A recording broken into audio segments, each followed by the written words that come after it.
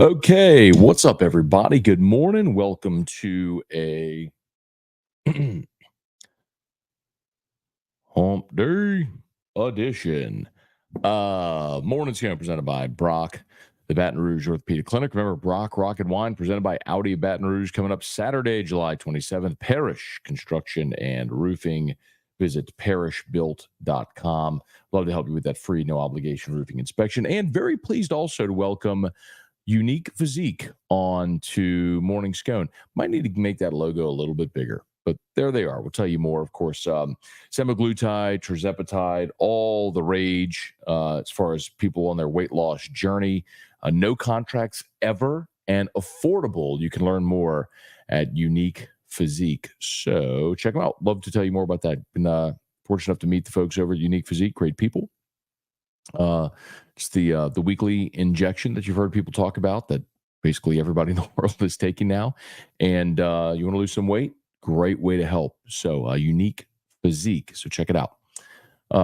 Okay, we'll say some good mornings here, y'all. If you missed the news, I don't know how you could have missed the news, but LSU has landed infielder Daniel Dickinson. So out of Utah Valley, some of you might be going, Daniel, who? Well, not if you've been listening to or watching this show for any length of time, because when LSU missed on Gavin Keelan, the shortstop from Louisville, that day on this show, I told you, and on Locked on LSU, because I was off radio, but that day I told you Daniel Dickinson was the name to watch from Utah Valley.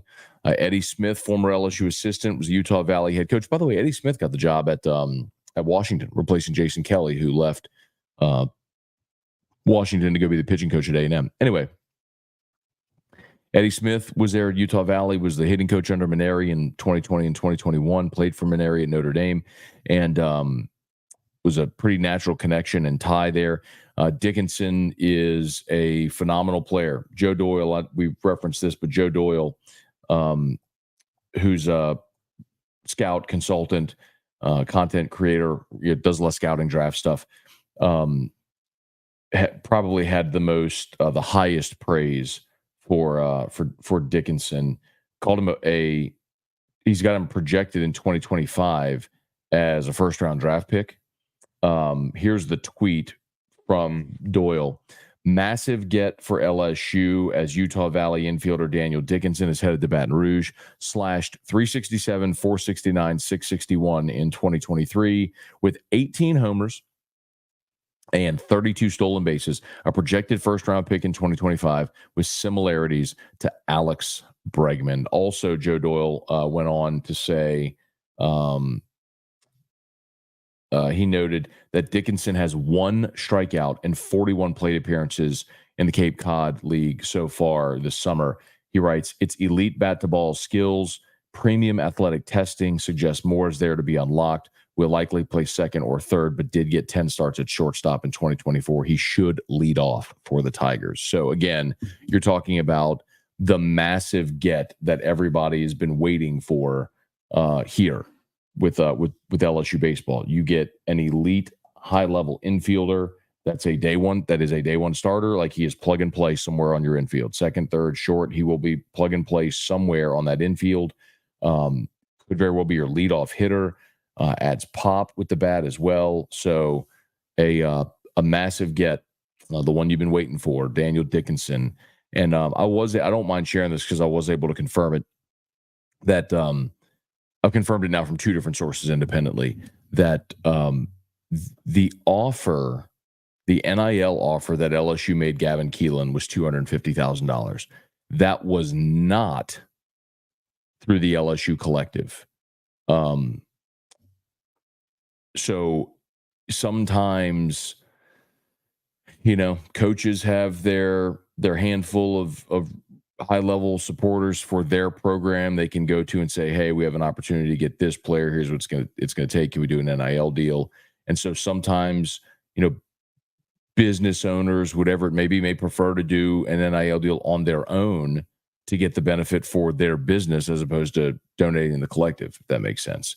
So anyway, I do not know the number for Daniel Dickinson. I'm not going to guess because I don't know it. But I was able to confirm that the offer for Gavin Keelan was $250,000, and Tennessee outbid LSU.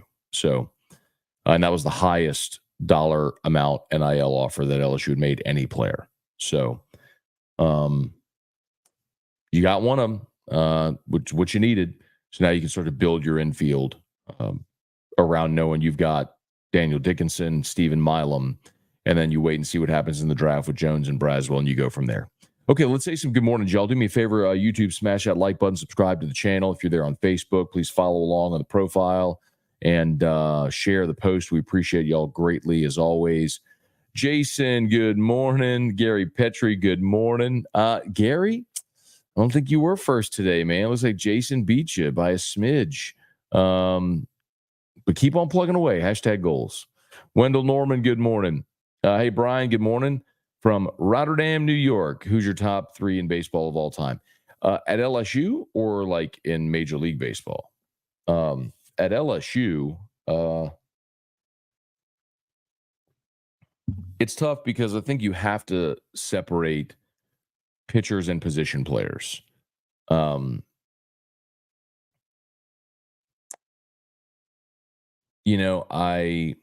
then you can also look at who are the most talented players and who had the best careers.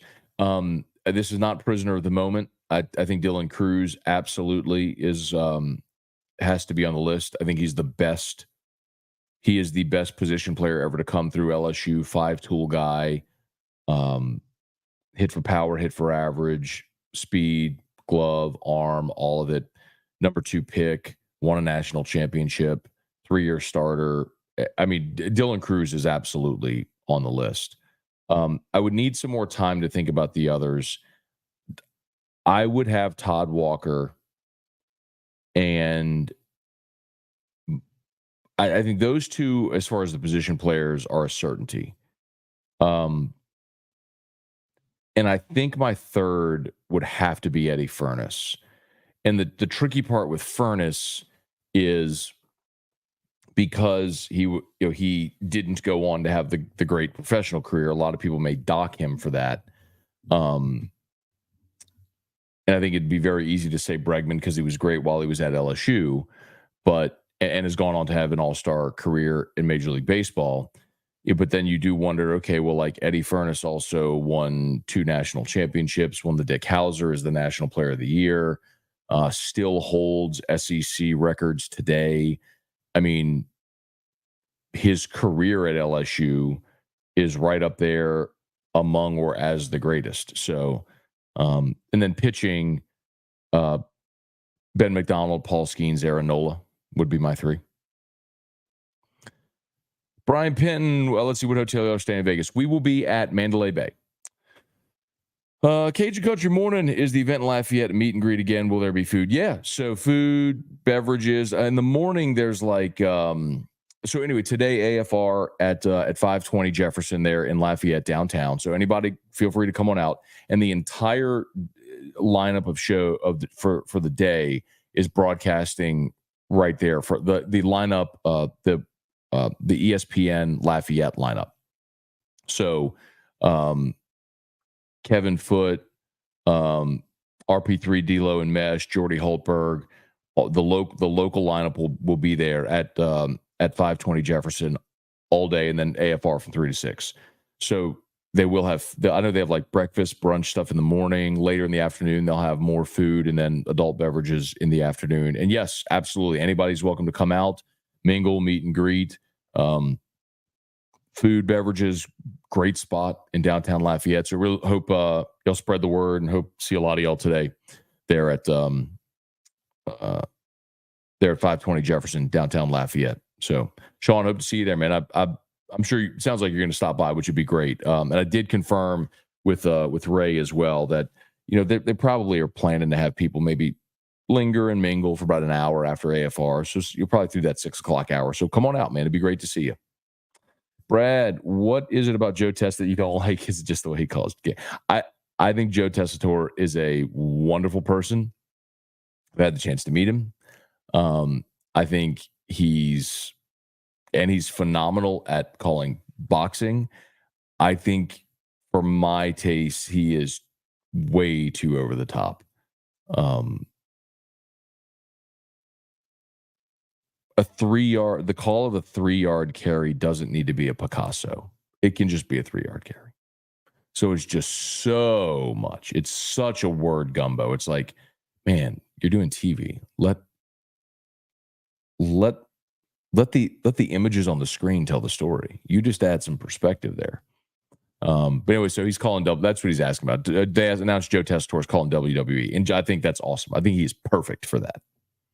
I just don't love him on football. Gunner, morning, Matt. I feel infinitely better about our infield for next year after this transfer. Great get. You should. I would have felt perfectly fine about LSU without Daniel Dickinson. With him, it's the kind of get that you got the first 2 years when Jacob Berry came over from Arizona and Tommy White came over from NC State. It's that kind of get. That immediate plug and play, bat in your lineup every single day. Like, it's that guy. Weston Weaver, Jerry DeLucky. What up, Jerry? Good morning, my dude. James McKinney, good morning. Bubba Smith, Abner Neal. Jerry, stolen bases, well, that'll be different. So Daniel Dickinson stole 32 bases last year. Yes, that would be different for Jay Johnson, who doesn't steal a lot of bases. But when you have a guy like that, if he gets on, why not? Get him in scoring position for the rest of your lineup. Tiger Diver, Ron Ritchie. Good morning, Ron. Hope you're doing great. Looking forward to seeing you in a few weeks. Hey, Dad, good morning. Guy Brooks, good morning, Matt. Hope to meet you later in Lafayette. I'll be there, Guy. Come say hello, man. I have a meeting downtown Baton Rouge at 11. Should wrap that up by 11:30, 11:45. Then I plan to hit the road. So I should be in Lafayette sometime at or a little before 1. I'll probably have some prep to do, so I might be sort of secluded off to on a table off to the side, finishing up show prep. But really looking forward to being there and looking forward to a great day. Leon Williams, good morning. Hey, Al, good morning. Albert Bell's the best MLB player to come out of LSU. Maybe. I think he's in the conversation of the best position players, certainly. You played in a World Series with the Indians. I don't know if Bell won the MVP, but he got MVP votes.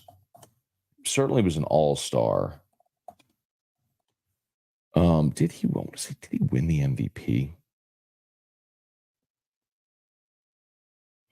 See, 5-time All-Star, 5-time Silver Slugger, AL home run leader in 95, 3-time RBI leader in Cleveland Guardians Hall of Fame. So did not win an MVP. I know he got MVP votes one year. But anyway, I think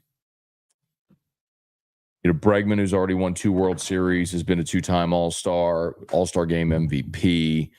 Bregman has certainly thrust himself into that conversation. We'll see ultimately where it ends. But Bell's in that conversation. The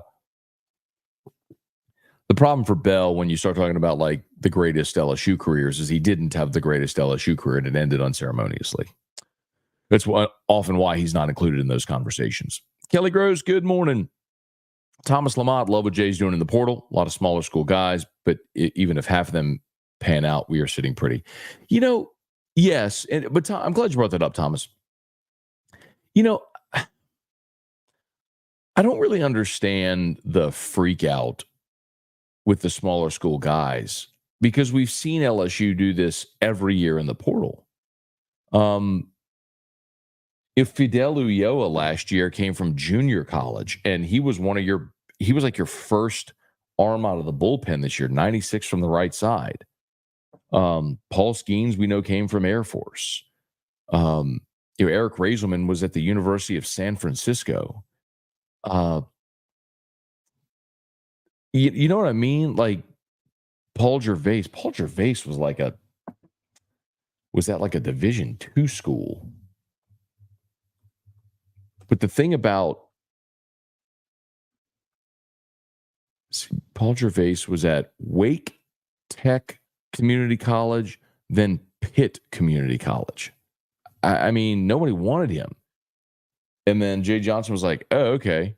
The 6'10" dude with the weird arm slot, yeah, that throws low mid 90s. I'll take that guy. I mean, like, let's stop pretending like LSU hasn't hit on small school guys out of the portal.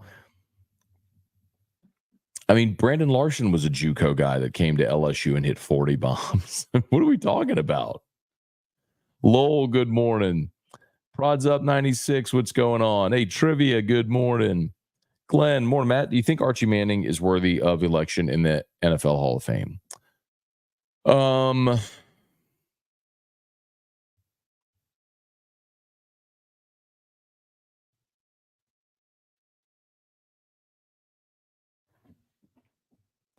the problem Archie's going to have is that he never played on a winning team. You know, his best season was 8-8. Um, and I think you say, well, he went to a terrible team. Well, so did Joe Burrow. And he made that terrible team great. Archie went to 2 Pro Bowls. He didn't win an MVP, but I think he got MVP votes.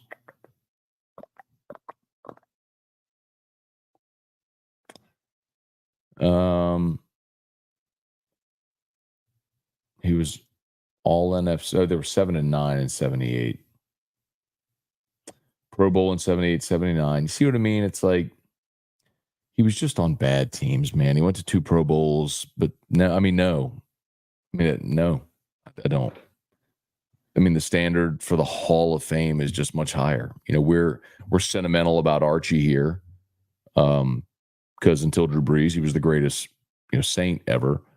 But he was the best player on a lot of really bad teams. And maybe if it were different for him and he didn't go to the Saints and he went to a more established team and had more success, more team success, you could have that convo. But it's hard to make that argument, man. This is so stupid. Utah Valley, Matt, who's this guy batting against? Pee Wee Herman. That's the stupid argument. I'm not saying you're stupid. I'm saying that's the stupid argument. So again, Daniel Dickinson goes to the Cape this summer against the best collegiate and amateur pitchers in the country, and in 41 plate appearances has struck out 1 time. They play Team USA ball, they play travel ball, they play elite circuits and camps. Like, what's confusing about this? Like, I'll say this all the time, over and over again. Like, baseball, there are measurables. I can measure bat speed. I can measure exit velo. I can measure distance on home runs. I can measure velo, spin rate, horizontal break. You can measure those things in baseball.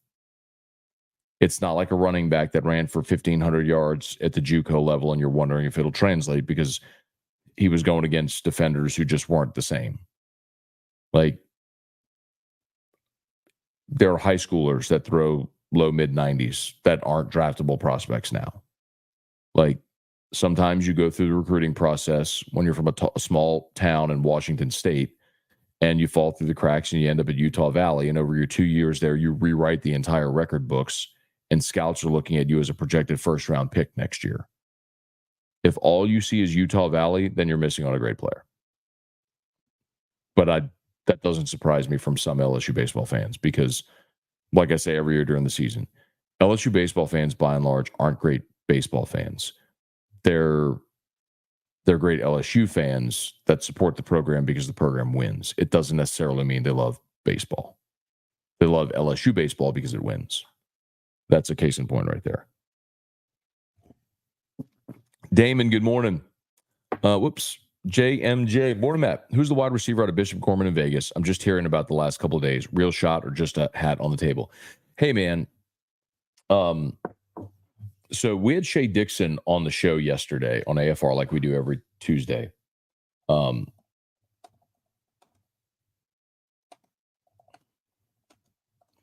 And Shea's prediction was that Derek Meadows was going to pick LSU, not just a hat on the table. So Derek Meadows. I'm pulling up his recruiting profile. But he's a high 4-star or a 5-star, depending on the service you look at. Like 24/7 has him as a 5-star. The others have him as a 4-star. So in the composite, Meadows is a 4-star, the number 40 player in the country, the 7th best receiver, the best player out of Nevada. Again, Bishop Gorman is where Jeremiah Hughes went. And I know we've talked a lot about Hughes, and I don't mean it to be insulting toward him. He's just the case in point that we talk about. But you'll go out to Bishop Gorman to recruit Derek Meadows, who's 6'6", 205, and is the number 40 overall player in the country. I'm not good going to Bishop Gorman to recruit a 3-star cornerback, right? But anyway, Shea Dixon said he thinks Meadows, who's thought to have been a Notre Dame lean all this time, that Meadows will pick LSU. So that's Saturday. Two players will make their announcements on Saturday that LSU is in on. The other is the receiver from Destrehan.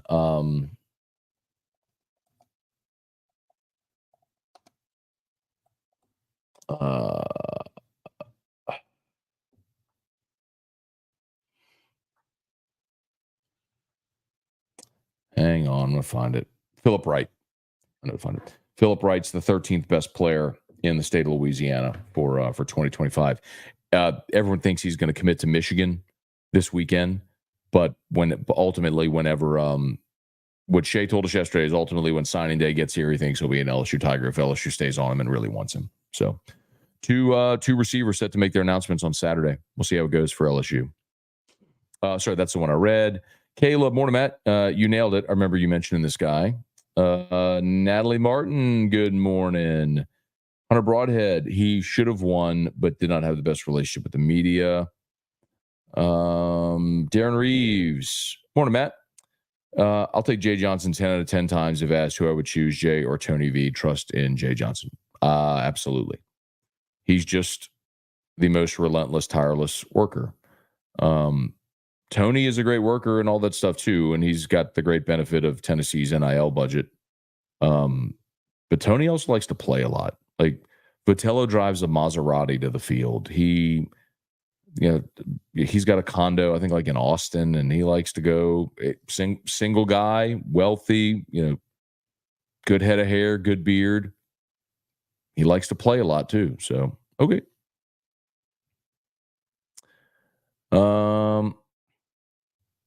Bailey C, good morning. I pay a lot of money to see you at T-Bob drink and play college football 25. Define a lot of money, Bailey C. Dennis LeBlanc, morning, Matt. Do you have any updates on Jones and Herring will either come back after the draft? Dennis, you just don't know until the draft plays out. So, I mean, there isn't anything to update until the draft comes and goes. It really is just a matter of those guys, their phone will ring, and it's just a matter of what team calls, what do they offer? And if the offer is good, they take it, they leave. I know there are some people around LSU who think Jared Jones is going to come back. I am not one of them. I think Jared Jones is going to get offered $800K to $1 million and he'll sign. And I think he should if he gets that. Griffin Herring, if he has the opportunity to be a weekend guy next year, I think he should come back and try his hand at being a starting pitcher. We know he can extend. We know he's great. I mean, I think that potentially catapults him from rounds 6 through 10 to rounds 1 through 3 potentially, if he can prove to be a starter.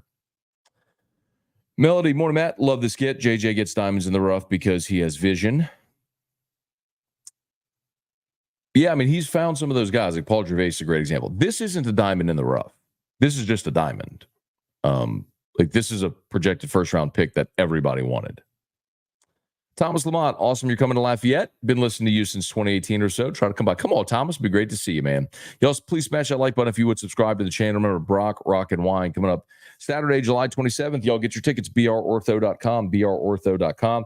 You got roof issues, we'd love to help you out. Parish Construction and Roofing, parishbuilt.com, parishbuilt.com. And proud to tell you now about Unique Physique as well, semaglutide, tirzepatide. You've heard people talk about it. Those are the once-a-week injections that people use that have helped with weight loss. Unique Physique has it. No contracts. You can even do a telemed consultation. So if you want, you can start, you don't even have to go in to see anybody. You can do the consultation over the phone. You talk to the doctor over the phone, get approved, and start your weight loss journey today at Unique Physique. Tell them Matt sent you. Unique Physique. Let's see.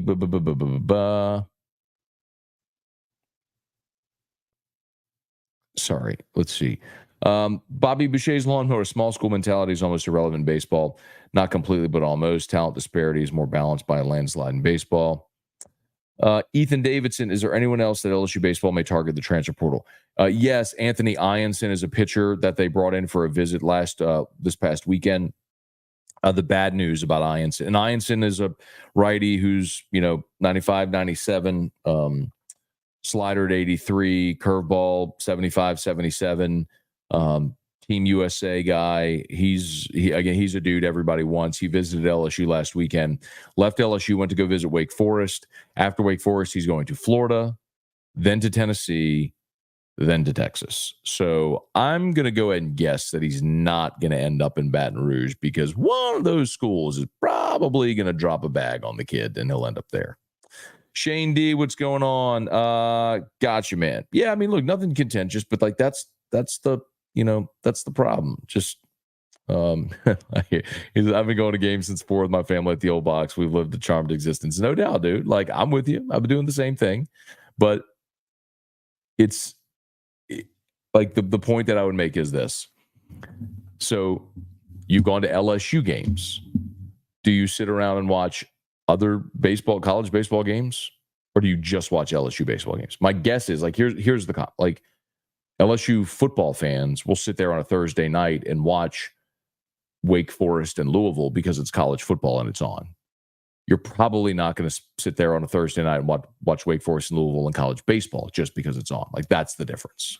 And that's not unique to LSU, but that is the difference. Like, people are very passionate, rabid about LSU, but you have blinders on because all you pay attention to is LSU.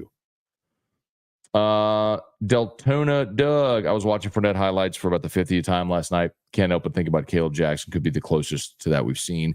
Don't forget about Jeremy Hill, man. I'm telling you, and Geis, I mean, that whole era. Yeah, Jeremy Hill, I think, is probably going to go down as the most underrated and underappreciated LSU running back. His 2 years at LSU were magnificent. I'm not just saying that because Jeremy worked with us. It's true. Like, Jeremy Hill hang on.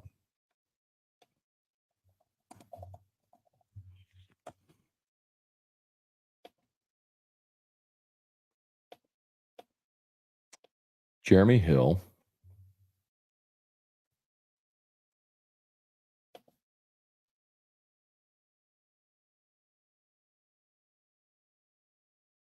Okay.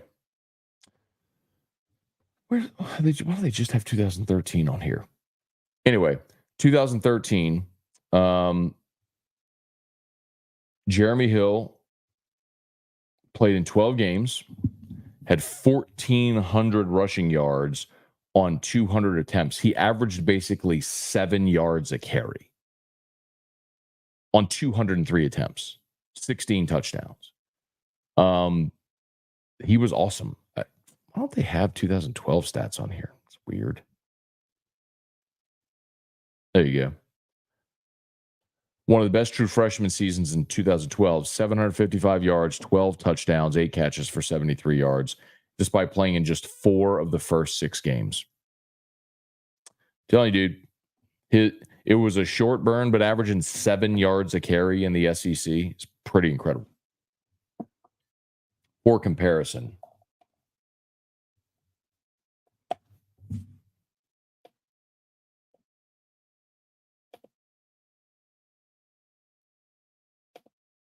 it's 8 o'clock. I got to get going. For comparison, in 2019, Clyde, when he was first team All SEC, first round draft pick, 2019, Clyde had 215 attempts for 14 and 16 touchdowns for 6.6 yards per carry. Jeremy Hill basically had the same season, fewer rushing attempts at 203. So Clyde had a dozen more rushing attempts, and by the way, played in 15 games, whereas Hill played in 12. So Hill had 3 fewer games played, but only 12 fewer rushing attempts. Effectively the same yardage, actually a little bit more. Both were over 1,400 yards, and Hill averaged 6.8 yards a carry. Clyde was at 6.6. Each had 16 touchdowns. We love Clyde's 2019 season. Nobody talks about Jeremy Hill in 2013. Hill was that guy, man. He is the most I would say that he's the most underappreciated running back, certainly in recent LSU history. Anyway, okay, y'all. I got to get going. My apologies. I